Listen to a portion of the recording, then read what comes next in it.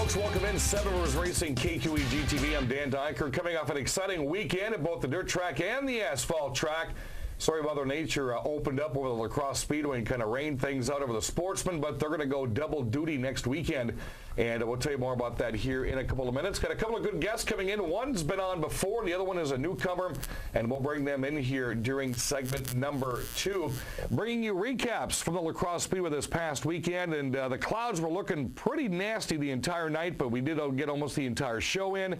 And we start things off with twin 20-lap feature events. And we're going to show you the last two of the very first Quick Trip Late Model feature event. And, boy, this was something else between Harley Jankowski. Started on the outside of row 1. And as the race went on, I had a chance to talk to Harley and said his car's never felt like that before. But when you've got the likes of Ty Majeski, Steve Carlson, Brad Powell, Mike Kennecke breathing down your neck, this right here makes you want to push that car to its full extent. And you're going to see the white flag right here as Jankowski at one point had Majeski in front of him. He kept putting his foot to the floor, kind of opened things up right here, and made it about a car and a half length lead over Brad Powell, who's always fast.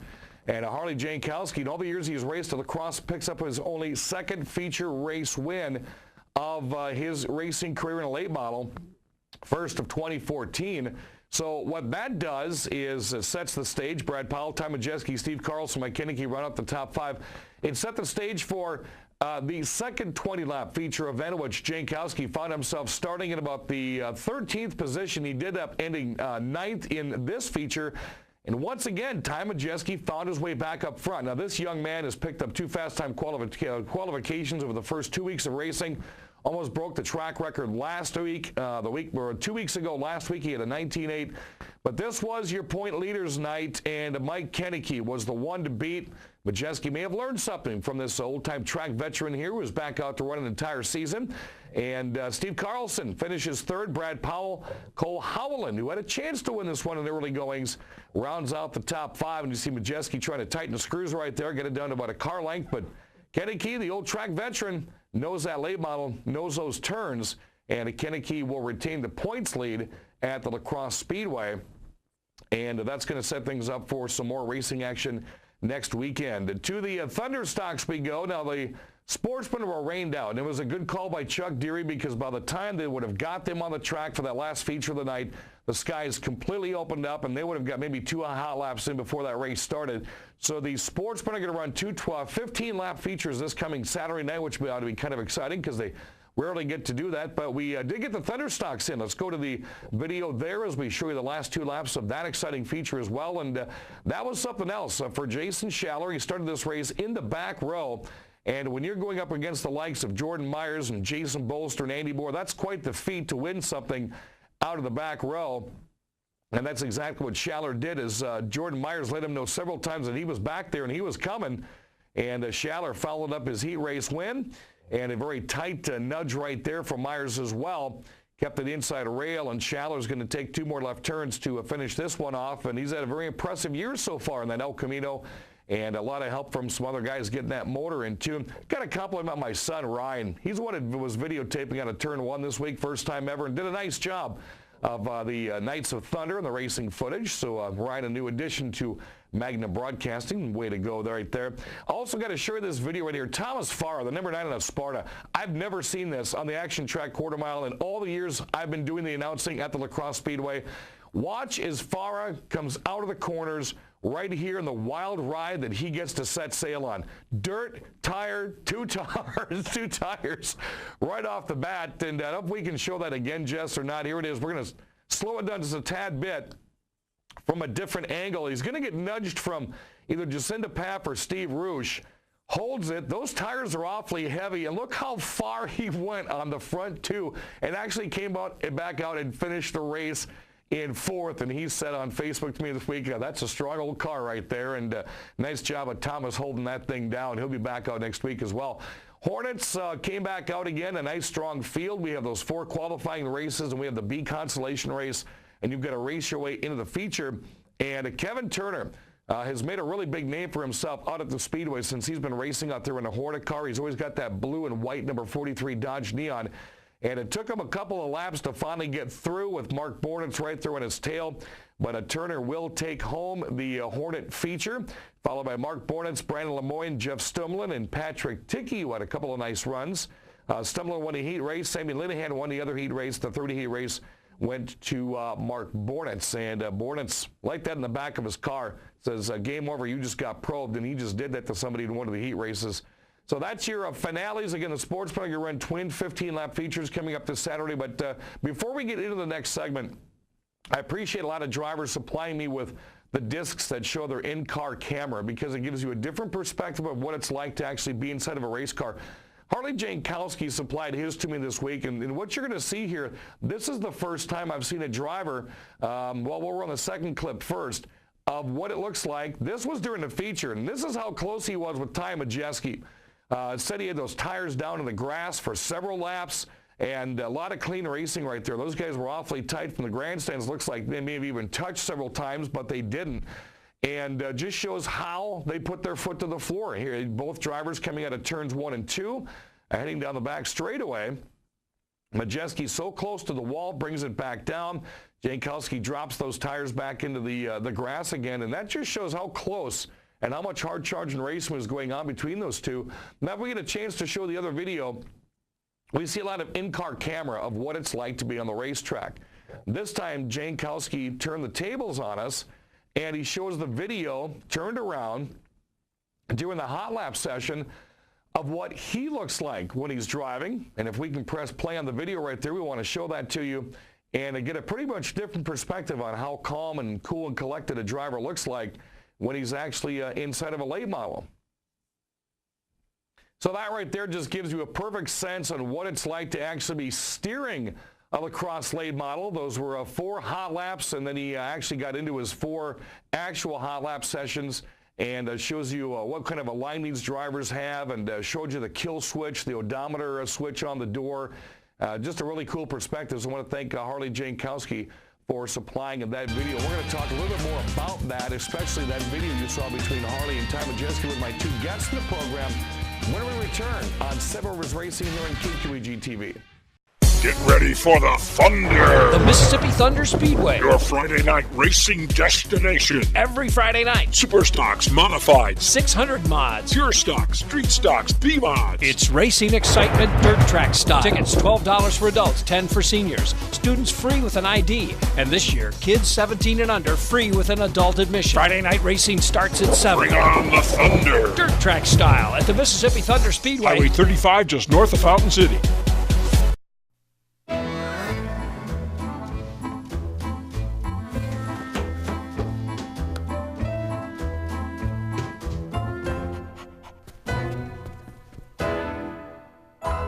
Some of the best moments in life happen at home. American Standard Heating and Air works smarter to make them all more comfortable. For a limited time, save over $600 on select American Standard systems. Call now for details. Holman American Legion Post 284. It's all about veterans' rights, quality of life. The Legion belongs to the veterans it serves. The American Legion supports Holman High School sports and local NASCAR racing. Did you know the Legion is open to the public? Stop by for a cold one. Tuesday lunch is a home-cooked meal. Supper is Buck Burgers. Thursday, it's tacos. They can be the place for your wedding reception or meeting. Holman American Legion. It's for veterans and for the people of Holman. At Cousin Subs, we never settle for good. We always strive for better. Since 1972, we've been creating our signature Deli Fresh subs. We start with fresh bread that's baked every day. Then we freshly chop vegetables and slice the meat daily. It's how we do it and always have. Why? Because you deserve better. We're back at Seven Rivers Racing, KQEG TV. Thanks for joining us again. I'm Dan Dyker. MTS, Mississippi Thunder Speedway, had a fantastic Friday night of dirt track racing. Their second week of Hornets is coming up this coming Friday night. And I'll be stepping out. The announcer bouncer will have my other announcer up there, Dan Bailey, stepping into the car. His major goal is to not only finish the race, but protect me, because I actually am in a points lead, points race. I had to take that sheet home because I've never been in a points bracket before. I'm 8th out of 12. So if Dan Bailey's watching the program, you got to finish the race. don't finish last, and try to protect where I am in the point standings, because I kind of like that right there. Pure Stocks, Lee Hager, been a while since he found himself in victory lane. He did it Friday night, 600 mods. Former track champion Don Warner powered that 600cc super modified car into victory lane. A-Mods won by two-time track champion Josh Angst. Tommy Richards took home the Super Stocks. Those are the old ASA-type looking cars on dirt. Bob Fort won the B-Mods. Danny Richards took home the Street Stocks. And all 8 divisions again will be back this Friday night with racing starting at 6 on the small track, 7 o'clock on the big track. Did want to show you some more in-car video. John Van Minsel, lucky John Van Minsel, has been very strong. He's already got a feature race win at the MTS Speedway this year. This in-car camera you're going to see here in a minute. Watch about the middle of the screen is you're going to watch 2 cars come together here in a couple of moments, and this is going to be leading into why Van Minsel, bang, right there, could not finish the race. They were still wobbly. He's trying to get up as high as he can as they get into the corners. Thump, boom, and wall. Instantaneously, lucky John Van. You saw a tire flying down the front straightaway there as well. Bad break for lucky John Van Minsel, but it just shows how hard charging that those guys get going at Mississippi Thunder Speedway. To find out more, MississippiThunder.com, Lacrosse Speedway. Check out LacrosseSpeedway.com. My 2 guests this week on the program are from the Lacrosse Fairgrounds Speedway. We have a rookie in the NASCAR late model class. We also have somewhat of a veteran in the late model class as well.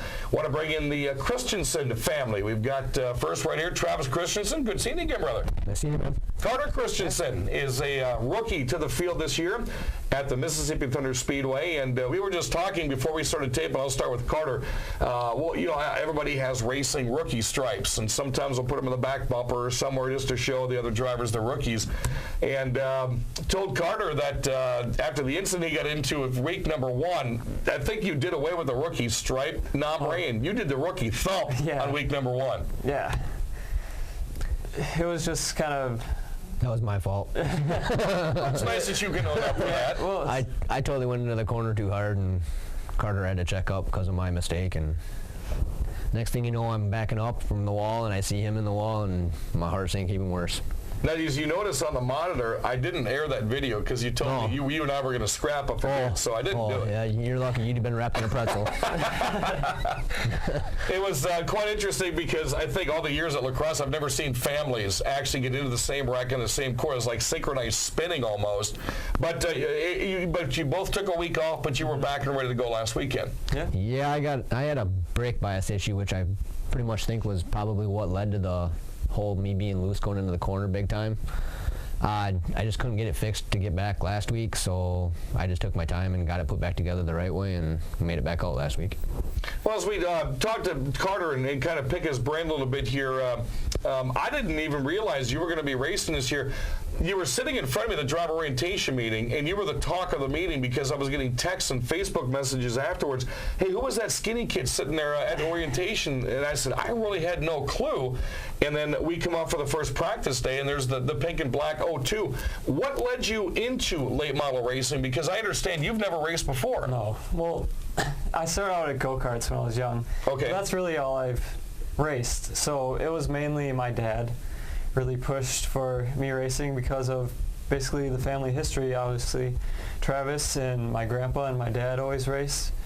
So it's just kind of cool to be a part of that. And I was always busy in high school with work and sports, and now I actually have time to get out on the track and race. So now, I remember Ken Christensen's your dad. Yep. That's his late model, because I think when I first started lacrosse, he was just at the end of his tenure running the late model. Yeah. So it just sat. I always wonder how many times people that raced that don't anymore, that are still hanging around the speedway, their cars are parked someplace. Oh, there's a lot of them. Under a tarp, collecting dust. There's a lot of them still out there. Then you get the rusty, but Kenny Hutchins from Black River Falls runs the vintage cars. Always goes out and finds old rusty race cars sitting in the weeds someplace. Yeah, them are some of the funnest races to watch too. That race at Oktoberfest, that's one I always stick around for, that vintage race.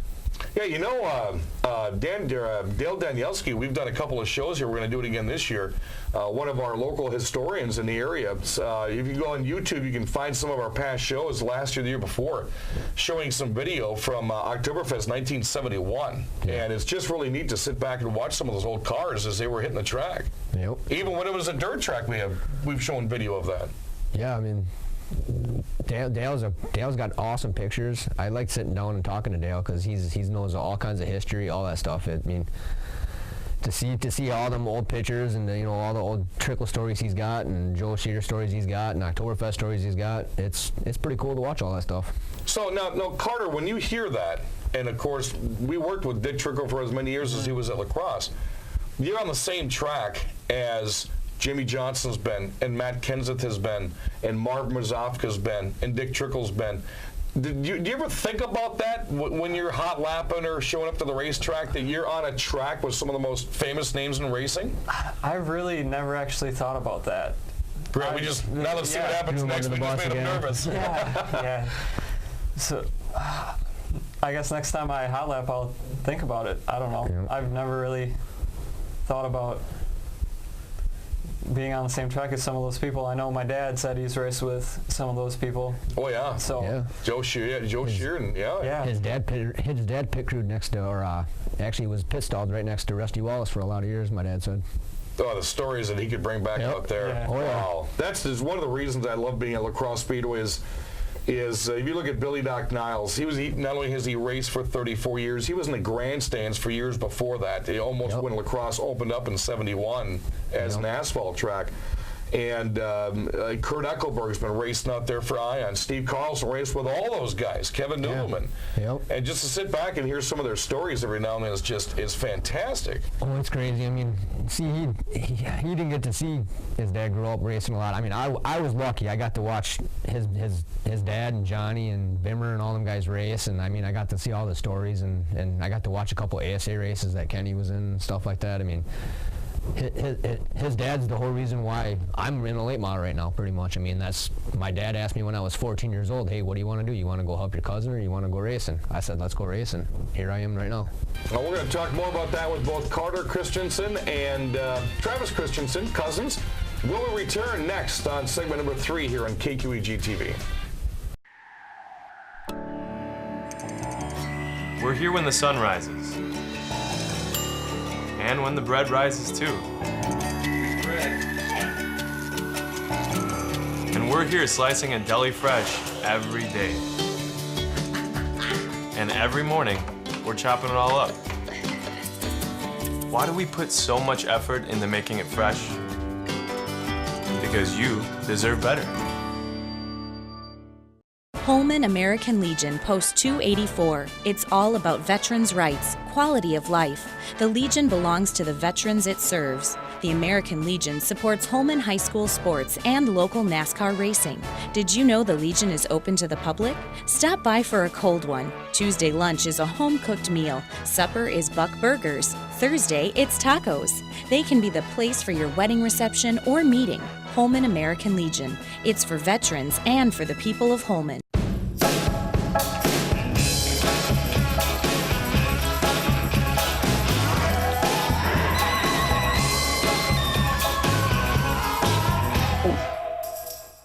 Some of the best moments in life happen at home. American Standard Heating and Air works smarter to make them all more comfortable. For a limited time, save over $600 on select American Standard systems. Call now for details.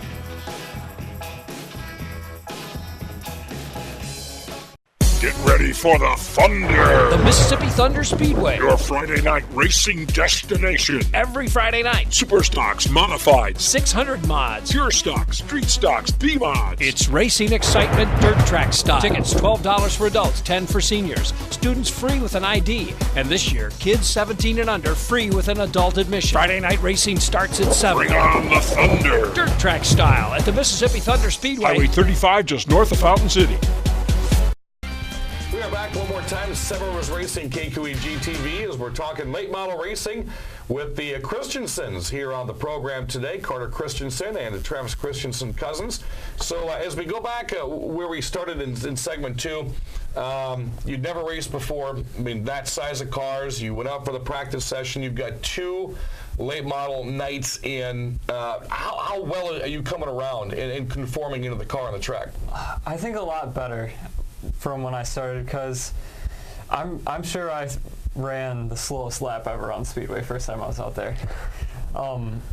It was just really, I was really nervous. I thought people were going to really judge me, and just because I've never really actually driven a race car until like 5 weeks ago or whatever. But right. Now I'm actually more comfortable and I'm getting more used to it, and I actually have some lines I've got down pretty decent now. So I just plan to get faster throughout the year. So. How much do you, because I know your dad's down there. I mean, it's just you guys pit next to each other. It's a big Christensen family down there.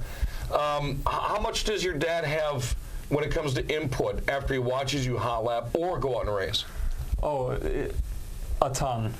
I couldn't ask for better help. There's no other really way to put it than just the amount of help he gives me. It's undescribable. So. And of course, you pit right next to him, so obviously you guys are having conversations. I'm asking Kenny to come over and look at my car about every 30 seconds, and then I'm telling my guys, hey, let him work on Carter's car first. Not him have him come over here. And so now you took the year off last year and came out a couple of times 2 years ago, yep. and during this past year, you pretty much went from ground up. Yeah, and said, hey, because I've taught you so much during the off seasons, you finally said, I'm going to take my time. I'm going to build this thing from the ground back up and make sure this thing is solid before I go back on that track. Yeah, I mean, 2 years ago I had that big bad wreck, and we just kind of put it back together to get it back out there. And then over the off season, stuff just started coming up, and I just said, you know what, we're having trouble doing this and doing this and doing this to the car. Let's just put it back together the right way. So I tore it completely apart and built it back up from the ground up, put the whole front end back on it. Now here we sit, and we're starting back from where we were back 2 years ago, and we're gaining speed. I mean, we got faster the whole night the other night, so I'm happy. It's in one piece. And that's one of the things. I mean, when you sit out for a year and a half, to a lot of people, okay, you're in a late model. The track hasn't changed. The track is the exact format that it was a year and a half ago. You got maybe some faster guys out there, but you would have to expect that you're not going to be top 3 right out of the chute, no matter how many miles you have on that track. Nope. I mean, I was struggling back then, and now the car is like I had a totally different late model 2 years ago, and now I got a totally different late model right now. I mean, it's totally different. Everything's different. Thank you to Cole and Jeff Holland for helping me last weekend. I mean, they found me a lot of speed, and they gave me a lot of good pointers. That's one of the best things. We've talked about that in the program so many times over the years. Is you and Carter are cousins, but you're competitors on that racetrack. It's like he doesn't even know you, and you don't even know him. That's just how racing is. But when you get back in that pit area, and Cole Howland, one of the fastest late models we have out there, and he's going to get some wins this year, the reliance that you guys have on everybody else is phenomenal, because it's not just the Christensen family, it's the entire late model family. Yep. That if you guys wreck, there's always 8 or 9 guys hovered around there. If something's not going right, you don't feel different going up and talking to a different late model driver for even advice or even a part. Yep. Mm-hmm. Even Steve Bachman, he's one of my buddies. He come running over after one of the hot lap sessions and said, hey, this is what I see you doing in your car. Hey, change this. Maybe it's going to work for you, and it did. So I mean, everybody out there. I don't think I've ever had a bad experience where I went and asked somebody for some help and they've told me the wrong thing or told me, no, I'm not going to help you. Everybody's always been helpful, and like if I pulled up in front of a veteran accidentally because I didn't see him in my mirrors, nobody's come over and screamed their head off at me. They've just come over and they said, hey, this is what you got to do here, this is what you got to do there. They understand that people like me and Carter are learning, and we'll get the heck out of their way when we see them coming, or when we hear the tower talking in our ear. We're trying our best to get out of the way. And then you just went through that this past Saturday, because you had Harley Jankowski and Ty Majeski, in one of the biggest battles that I've seen, not only this year, but even some races last year. And I just remember in one instance, as they're coming at turn 4, you were just coming down and got that car down. That's an instance where you got to get out of the way. Oh, absolutely. As soon as that tower tells you to move over, you're trying to move over, but still maintain enough speed to where the guys that are still behind you, that the leaders are coming around, aren't having to stop on the racetrack also, Right, because you're still racing for position. Yeah, obviously, you want to let the leaders go by and do what they're doing, but you're still running for position. Yep. I'm still trying to stay ahead of the 2 or 3 cars that I was in front of. It's really mind-boggling sometimes when the tower's screaming in your ear and you got them fast guys, and that's the biggest thing. I could care less what the tower's screaming in my ear. I want to make sure I'm out of them guys' way, because I do not want to mess up what the heck the leaders are doing up front. Right. No way at all, and if I ever am in them guys' way, I hope that they would come over and say something to me, but none of them have, so I hope I'm doing my job the right way. Now, obviously, guys are going to take it easy on you for maybe the first 4 or 5 races, because they know that they don't want to run you from the track. They don't want to tell you something that you don't want to hear, but it's going to come at a certain time that you're going to get someone like a Steve Carlson or a Mike Carlson or a Mike Kennedy that will walk over to you. And I know, obviously, if you see one of them coming, you're going to be like, oh, great, what did I just do? But are you going to welcome the comments that they have? Oh, yeah, of course. They're veterans, Yep. And what else can you do? Like, I don't know much about the track so far, so just take the advice, I guess, from everybody, mainly everybody. And I got to ask you, because I know I've asked this to a lot of rookies over the years at La Crosse, and even up at MTS. You came out your first week and you wrecked.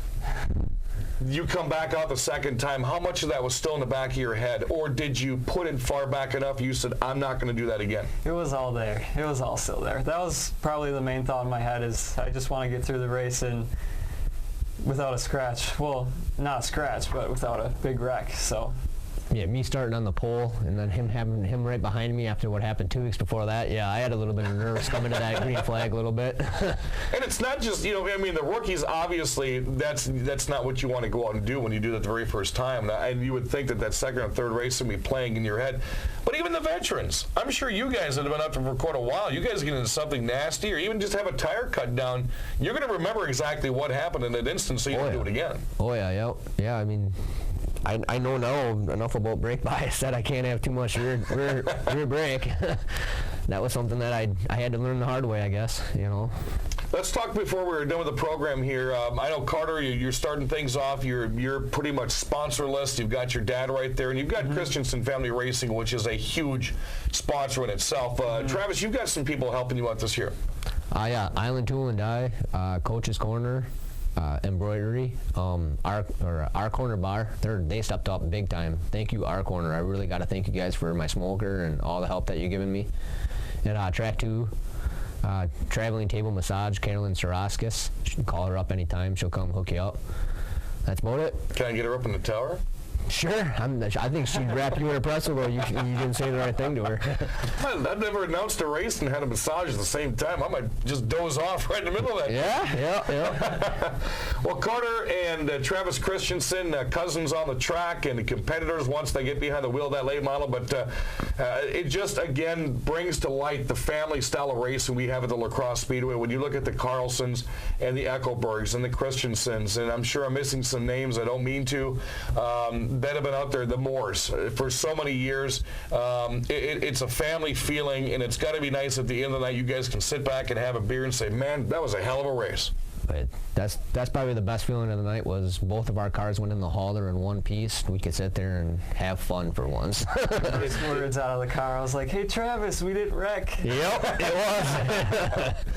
Well, we hope you guys stop down and introduce yourselves. The La Crosse Speedway fans are some of the best I've ever been around. Make Carter feel right at home at the La Crosse Speedway. You can't miss it. It's the pink and black 02. Travis has the silver grayish type number 38. And to stop down and tell those guys some of the program and congratulate them for what they do out there, because these guys like putting on the show for you guys, and they're going to be back out for the entire year, crossing the fingers and knocking on the Formica. I'll be out there as much as possible. possible. Yeah. All righty, Carter and Travis Christenson, folks, want to thank them for both coming on and to get out of the pits and meet those two guys, especially when it's time for autographs and family and fan appreciation. I want to invite you to tune into my AM 580 WKTY Race Report show. It's on Saturdays from 1 to 2. I'm going to have Travis on the program this week. We had Carter on week number 1, did a nice job. Check it out, AM 580 WKTY, and it'll be from 1 to 2 on Saturday afternoons. That's it for the program. I want to thank Jesse, the producer, and Rick Wilson, our station manager. We will be back with more driver interviews next week. We're going to go from late models to smaller cars. That's your tease. We'll see you next week right here on Seven Rivers Racing.